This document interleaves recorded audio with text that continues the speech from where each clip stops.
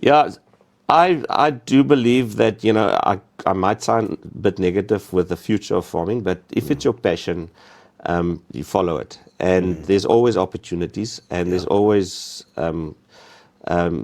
I think one of the big things, my advice to any farmer is become a marketer too.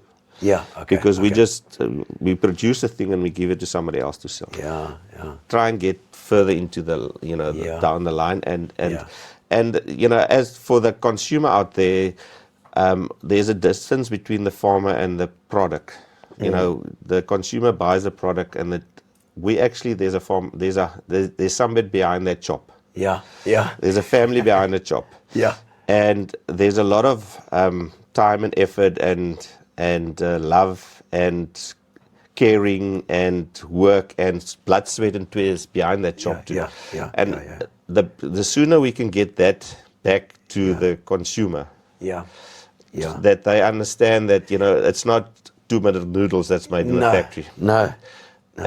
There's love and care and family Yeah. and everything behind it. And if you can get that connection back, and people start buying into your story and believing in trusting the family and believing in the family, and Yeah. then I think we're going to get a lot further with the whole farm.